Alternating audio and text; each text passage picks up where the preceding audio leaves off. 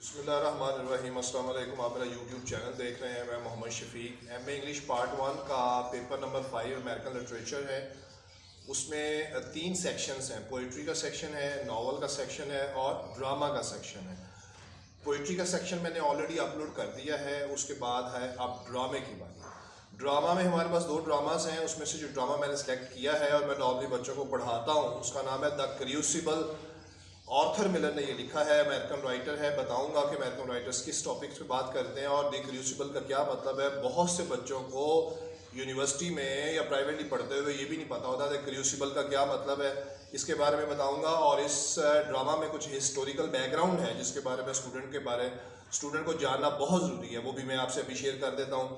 اچھا جی، ہمارے پاس ڈرامہ ہے دا کریوسیبل آرتھر ملر کا، اور اس کا ہسٹوریکل بیک گراؤنڈ کیا ہے اور دا کریوسیبل سے کیا مراد ہے۔ کریوسیبل سے مراد ہے کڑا حساب، ٹھیک ہے جی۔ اب یہ کڑا حساب کس چیز کا، اس کے لیے ہمیں جانا پڑے گا سب سے پہلے جو ہے نا جی اس کی طرف کہ یہ جو ہسٹوریکل بیک گراؤنڈ ہے وہ کیا ہے۔ اچھا، امریکن ریئلسٹک ایشوز پہ بات کرتے ہیں، حقیقی جو موضوعات ہیں دور جدید کے اس پہ بات کرتے ہیں، اور ایک فرد کی تنہائی پہ بھی بہت زیادہ بات کرتے ہیں۔ ہسٹوریکل بیک گراؤنڈ پہ چلتے ہیں۔ ہسٹوریکل بیک گراؤنڈ یہ ہے کہ امریکہ کی ایک ریاست ہے، اس کے اندر کچھ کیمونسٹ لوگ گروپ کی صورت میں رہتے تھے، اور جو کرسچن لوگ تھے وہ ان کیمونسٹ لوگوں سے بدلہ لینا چاہتے تھے، ان کو مارنا چاہتے تھے، ان کو سخت سزا دینا چاہتے تھے، صرف اس چیز کی کہ وہ کیمونسٹ کیوں ہیں۔ کیمونسٹ ایک فرقہ ہے اور وہ اس کو پسند نہیں کرتے تھے کرسچنس۔ تو کرسچنس نے کیا کیا کہ جادو ٹونے کا بہانہ لگا کے کیمونسٹ کے اوپر کہ وہ جادو ٹونا کرتے ہیں، اور ان کے اوپر بہت سے ظلم کے پہاڑ جو تھے وہ توڑ ڈالے ان کے اوپر، تو یہ اور قتل و غارت بھی کی۔ یہ اس وقت ہونے والے واقعے میں جو یعنی یہ ہسٹوریکل بیک گراؤنڈ ہے، اس کو اس ڈرامہ دی کریوسیبل میں آرتھر ملر نے بیان کیا ہے۔ اس تاریخی واقعے کی روشنی میں ان کو مارا اس لیے گیا تھا کرسچنس کی طرف سے، میں نے ابھی بتایا کہ وہ کیمونسٹ تھے، اور کیمونسٹ ایک گروپ ہے لوگوں کا نظریات رکھنے والوں کا، اس وجہ سے۔ اچھا، اب آتے ہیں دی کریوسیبل کی طرف۔ کریوسیبل کہتے ہیں کڑا حساب، لیکن کیسے؟ کریوسیبل کا لفظی مطلب ہوتا ہے کہ ایک مطلب دیگ نما ایک بالٹی ہوتی ہے، بہت کالی سیاہ اس کا رنگ ہوتا ہے، اور وہ جادو ٹونے کے لیے اکثر استعمال کی جاتی ہے، اور اس کو آگ کا الاؤ جلا کے اس پہ رکھا جاتا ہے، اور اس میں مختلف جانوروں کی جو لاشیں ہیں، یعنی اول ہے، بندر ہے، کوا ہے، چڑیا ہے، ان کی لاشیں جو ہوتی ہیں اس کے اندر اس کو ابالا جاتا ہے، اور ابالنے کے بعد اس کا ایک رس نکالا جاتا ہے، خون نچوڑا جاتا ہے اور اس بالٹی کے اندر، اور بڑا کڑا حساب ہوتا ہے تمام کی تمام ان ڈیڈ باڈیز کا پرندوں کی جو جس میں سے اس کو ابال کے اس کا عرق نکال کے تو جادو ٹونے کے لیے استعمال ہوتا ہے۔ تو جیسے ان تمام چیزوں کا پرندوں کا عرق نکالا جاتا ہے اس بالٹی کے اندر، اس بالٹی کو کہتے ہیں کیونکہ وہ بالٹی عرق نچوڑتی ہے پرندوں کی لاشوں کا، اور اس کو کہا جاتا ہے دی کریوسیبل، یعنی سمپل الفاظ میں آپ اس کو دیکھ کہہ لیں۔ اچھا، اب جو ہسٹوریکل بیک گراؤنڈ ہے اور یہ جو کریوسیبل کی ڈیفینیشن ہے، ان دونوں میں کو سامنے رکھتے ہوئے اب ہم دیکھ لیتے ہیں کہ اس کے امپورٹنٹ تھیمز کون کون سے ہیں۔ بیسیکلی اس ڈرامہ میں وچ کرافٹ یعنی چڑیلوں اور شیطانی کھیل ہے، چڑیلوں کا کھیل ہے، بچے کھیلتے ہیں اس کے اندر، اور سیکنڈلی انڈیویجول ورسز سوسائٹی کا اس کا بڑا ہی امپورٹنٹ کویسچن ہے جو بار بار آیا ہوا ہے اسٹوڈنٹ کو، میں بتا دیتا ہوں، اور پھر جان پراکٹر کا کریکٹر۔ 2 کویسچنس جو میں ہیں اس کے موسٹ امپورٹنٹ بار بار آئے ہوئے ہیں وہ میں اپلوڈ کروں گا، ایک انڈیویجول ورسز سوسائٹی، اور سیکنڈ ہے جان پراکٹر کا کریکٹر۔ اس کے علاوہ اور کوئی چیز اپلوڈ کرنے کی ضرورت نہیں ہے کیونکہ میکسیمم یہی کویسچن آئے ہیں اور یہی آ رہے ہیں اور یہی آئیں گے انشاءاللہ۔ اسٹوڈنٹ بھی یہی تیار کریں، لفظ بائی لفظ، line by line, paragraph to paragraph, Urdu اور ہندی میں مکمل اس کا ترجمہ، ٹرانسلیٹڈ جس کو آپ اسائنمنٹ کہہ سکتے ہیں۔ تو here we go, the John پراکٹرز character in the کریوسیبل by Arthur Miller. Character of John Procter, یہ آپ 2 کویسچنس دیکھ رہے ہیں اوپر، اسی طرح کے کویسچنس جان پراکٹر کے بارے میں آتے ہیں، اور جان پراکٹر جو ہے وہ اس کہانی کا ہیرو بھی ہے، اور اس کے حوالے سے کویسچن بہت کثرت سے آتا ہے۔ تو آئے ہم اسٹارٹ کرتے ہیں جان Procter as a hero of the story. John Procter is a central character and the پروٹیگونسٹ of the play. John Procter مرکزی کردار ہے اور پروٹیگونسٹ ہیرو ہے اس ڈرامے کا۔ His character reflects millers mastery, اس کا کردار عکاسی کرتا ہے اس کے مصنف کا ہنرمندانہ انداز ان پورٹریئنگ ہز کریکٹرز، اپنے کرداروں کی عکاسی کرنے کی۔ Miller's gives very delicate touches. Miller بہت زیادہ نازک ٹچز دیتا ہے ان ڈگنگ دا سٹل ٹائز، کھودنے میں اس تیز اور تند ٹائز تعلق کو of پراکٹرز relation ships with his wife, Procter کے تعلقات کو اپنی بیوی کے ساتھ الزبتھ اینڈ ایبیگیل دونوں کے ساتھ. Miller also very skilfully shows Procter attitudes towards پیورٹن. Miller بڑی ہنرمندانہ انداز میں دکھاتا ہے پراکٹر کا رویہ پیورٹنس کی طرف. پیورٹن ایک فرقہ ہے اور ایک کیتھولک فرقہ ہے عیسائیت میں، جیسے ہمارے ہاں اہل سنت، اہل تشیع اور اہل حدیث وغیرہ ہیں. وچ کرافٹ یعنی شیطانی کام، یعنی چڑیلوں والا کام اور چڑیلوں کا کھیل. کوڈ عدالت اینڈ ٹورڈز ہز فرینڈس اور اس کے دوستوں کی طرف رویہ. ان دا اینڈ آخر پر when he was going to be punished جب اس کو سزا دی جا رہی ہوتی ہے فار بینگ اے وچ کہ وہ بھی شیطان ہے، اینڈ دا مورل چوائس اور وہ اخلاقی انتخاب وچ Procter had to face at the cost of his life جس کو پراکٹر کو سامنا کرنا پڑتا ہے اپنی زندگی کی قیمت ادا کر کے.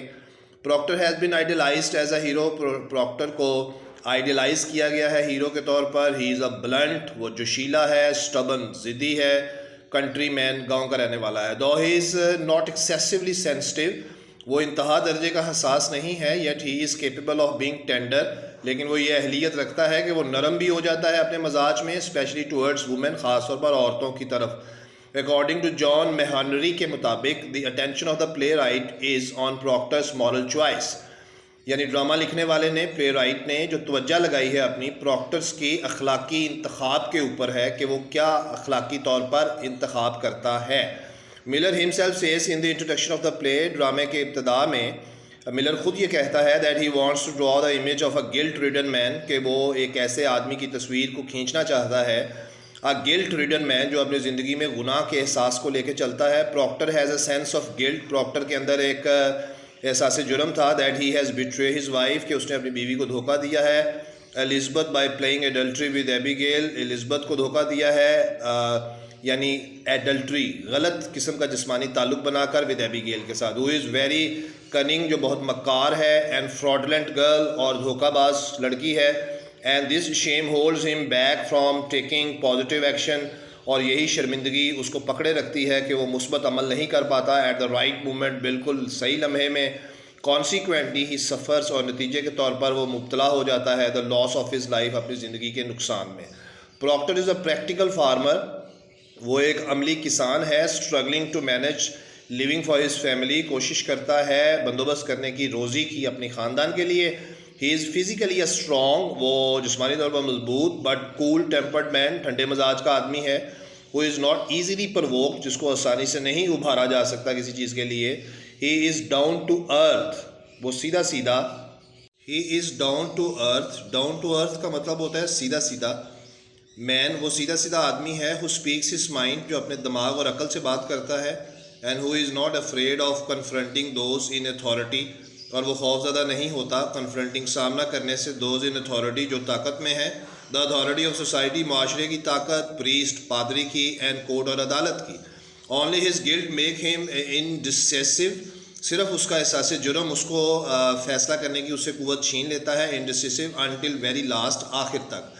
Procter is a good independent minded Christian, Procter ایک اچھا خود مختار آزاد ذہن رکھنے والا کرسچن ہے. ہو is fed up from dogmatic and the strict values of the church, جو کہ اکتا چکا ہے ڈاگمیٹک عقیدوں والی اور سخت قدریں آف دا چرچ گرجا گھر کی. Only in order to maintain its authority, صرف اپنی طاقت کو برقرار رکھنے کے لیے.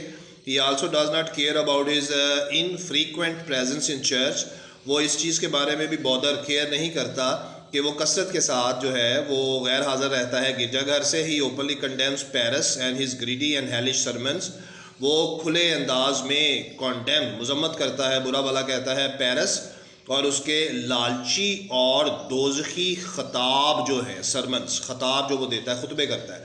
اٹ از پیرس ہیلش پریچنگ، یہ پیرس کی وہ دوزخ والی یا جہنم کی تبلیغ تھی. وچ پرامپٹس Procter to stay away from church, جو اکساتی ہے پراکٹر کو گرجا گھر سے دور رہنے پر. ہی explains his absence from church, وہ اپنی وضاحت کرتا ہے غیر حاضر رہنے پر گرجا گھر سے. ایز فالوز، مدرجہ ذیل الفاظ میں. آئی ہیو ٹربلڈ انف، مجھے پہلے ہی کافی تکلیف ہے. آئی کم 5 miles ٹو ہیئر ہم پریچ اونلی ہیل فائر، میں 5 میل کا سفر کر کے آتا ہوں اس کو سننے کے لیے صرف جہنم کے خطبوں کے بارے میں، اینڈ بلڈی ڈیمنیشن، اور خون آلودہ جو ڈیمنیشن لعنت ملامت ہے اس کے بارے میں. Other stay away from church, دوسرے لوگ بھی گرجا گھر سے دور رہتے ہیں دیز ڈیز، آج کل کے دنوں میں، because you Paris hardly ever mention God any more, کیونکہ تم نے کبھی اللہ کے بارے میں تو مزید ذکر ہی نہیں کیا اپنے خطبوں میں. پراکٹر از این آنیسٹ مین، ایک ایماندار آدمی ہے. ہی Cs himself as a sinner, وہ خود کو ایک گناہ گار سمجھتا ہے. اینڈ ان وردی، اور ناقابل اہل، ٹو فالو دا مارٹرس، کہ وہ شہیدوں کو کی پیروی کر سکے، لائک ریبیکا اینڈ گائلس، ریبیکا اور گائلس کی طرح سے. He never interferes with the affairs of others, وہ دوسروں کے معاملات میں مداخلت نہیں کرتا. Miller give his social views, Miller اس کے سماجی اور معاشرتی نظریات ہمیں دیتا ہے. That a main can't isolate himself from the trials, کہ ایک آدمی آئسولیٹ تنہا نہیں کر سکتا خود کو ٹرائلز، ان آزمائشوں سے، آف دا کمیونٹی جو معاشرے کی ہوتی ہیں. And the main who refuse to be committed to some cause, اور ایک آدمی جو انکار کرتا ہے کہ وہ کسی وجہ کے ساتھ نہیں جڑ سکتا، کمیٹیڈ ٹو سم کاز، کسی وجہ کے ساتھ نہیں جڑ سکتا معاشرے میں، ول فیس ٹریجک رزلٹ، وہ آخر کار ایک المناک نتیجے کا سامنا کرتا ہے. If a main is to be a part of society, اگر ایک آدمی کو معاشرے کا حصہ بننا ہے، he must function and participate, تو اس کو عمل بھی کرنا ہے اور شریک بھی ہونا ہے. ان آل دا اسپیکٹس آف سوسائٹی، معاشرے کے سارے پہلوؤں میں اور معاشرے کے سارے انتظامات میں.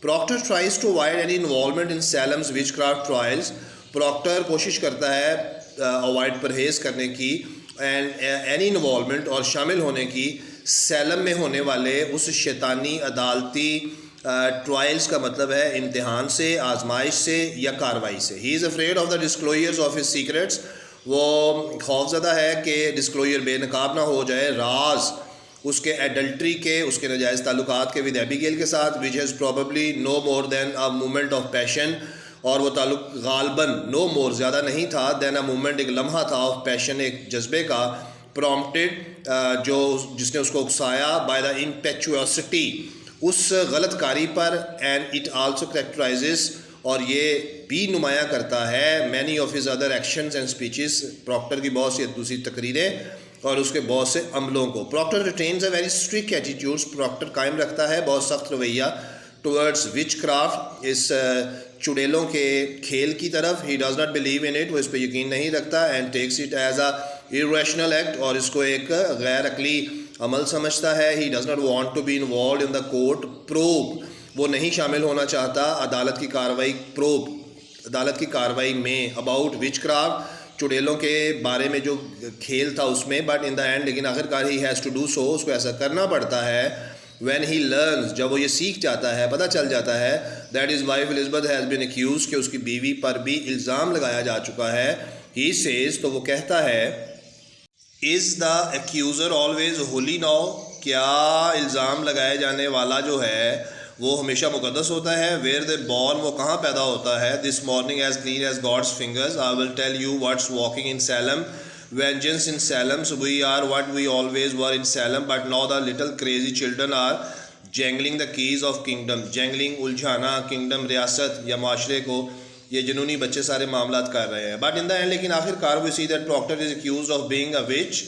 ہم آخر پر دیکھتے ہیں کہ پراکٹر پہ بھی الزام لگ جاتا ہے کہ وہ بھی ایک شیطان ہے، بیکاز آف ہز ریبیلین، اپنی بغاوت کی وجہ سے، against the church and the court, عدالت اور گرجے کے خلاف جاتا ہے، بغاوت کرتا ہے. He wants to prove the fraudulent behavior of the girls, وہ ثابت کرنا چاہتا ہے اس دھوکہ بازی کے رویے کو لڑکیوں کے. But he is accused in return، لیکن بدلے میں اس پہ الزام لگا دیا جاتا ہے.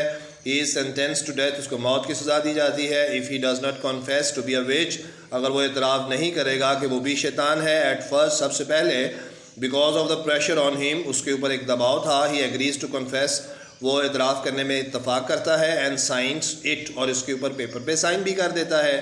But his innocent civil does not let ہم ٹو کنفیس، لیکن اس کی معصوم روح اس کو اجازت نہیں دیتی اعتراف کرنے کی. دیر فور، اس لیے ہی ٹیئرز دا کنفیشن، وہ اس اعتراف والے خط کو پھاڑ دیتا ہے، پیپر کو پھاڑ دیتا ہے. اینڈ سیز، اور کہتا ہے، بیکاز اٹ از مائی نیم، کیونکہ یہ میرا نام ہے. بیکاز اٹ از مائی نیم، کیونکہ یہ میرا نام ہے. Because I can't have another in my life، میری زندگی میں اور میرا کوئی اور نام نہیں ہے. Because I am not worth of the dust on the fat of them that hang، کیونکہ میں ان کے قدموں کی خاک بھی نہیں ہوں جن کو پھانسی دے دی گئی ہے. How may I live without my name، میں اپنے نام کے بغیر کیسے رہ سکتا ہوں. I have given you my soul، میں نے تمہیں اپنی روح دی ہے. leave me my name، میرا نام مجھے واپس کر دو. he does not want to lose his true identity، وہ اپنی سچی شناخت نہیں کھونا چاہتا and to be called a وچ، اور نہ ہی خود کو یہ پکارنا چاہتا ہے کہ وہ بھی شیطان ہے. اسی سیکریفائزز body and saves his civil, وہ قربان کر دیتا ہے اپنے جسم کو اور اپنی روح کو محفوظ کر لیتا ہے. ہی ابنڈنس دا سوسائٹی، وہ معاشرے کو ترک کرتا ہے ایٹ اٹس اون، اپنی مرضی سے. But society does not let ہم مینٹین ہمسیلف، لیکن معاشرہ اس کو قائم نہیں رہنے دیتا. ان دا کریٹیکل جنکچرس، اس تنقیدی مرحلے میں آف ہز لائف، اس کی زندگی کے. ہی remains in a critical and a complex situation of hope and fair, وہ رہتا ہے بڑے تنقیدی اور پیچیدہ صورتحال میں امید اور ڈر کی اور زندگی اور موت کی. ہی remains caught up in a web, وہ پکڑا جاتا ہے ان دا ویب، ایک ایسے جال میں آف مورل ڈیلیماس، اخلاقی کمزوریوں اور اخلاقی غلطیوں کے، ووون بائی سوسائٹی، جس کو معاشرے نے بنا تھا. ہی requires N enormous moral courage, اس کو ضرورت ہے لامحدود اخلاقی جرت کی، ٹو میک رائٹ چوائس، کہ وہ درست انتخاب کرے. دا چوائس وچ میکس، اور وہ انتخاب جو وہ کرتا ہے، آل دا ڈفرینس، وہ سارا فرق قائم کر دیتا ہے. اس کے کریکٹر کے بارے میں اینڈ وی سی، اور ہم دیکھتے ہیں that Procter chooses his civil, کہ پروکٹر اپنی روح کی آواز کو چن لیتا ہے. Miller says my central impulse for writing at all was not the social, یعنی میرا جو آتھر ملر ڈراماٹسٹ ہے وہ یہ کہتا ہے کہ میرا مرکزی امپلس رجحان اس ڈرامے کو لکھنے میں واز ناٹ دا سوشل، معاشرہ نہیں تھا، but the interior psychological question, لیکن وہ اندرونی نفسیاتی سوال جو پروکٹر کے ذہن میں تھا، وہ اس کے اوپر میں نے روشنی ڈالنے کی کوشش کی ہے کہ مصیبت اور پریشانی کے وقت انسان اپنی روح کو بچانے کے لیے کیا اپنے جسم کو بیچتا ہے، یا اخلاقی طور پر انسان سچائی بھلائی کے ساتھ کھڑا ہوتا ہے کہ نہیں ہوتا ہے. اس چیز پہ میں نے یہ پروکٹر کے کریکٹر کو ڈیولپ کیا ہے. So rest of the assignments of MA English Part 1 and Part 2 are available in the playlist of my channel. Students can go there, get it, prepare it, understand it, and can handle it for their annual examination. See you next time in next video. Bye bye.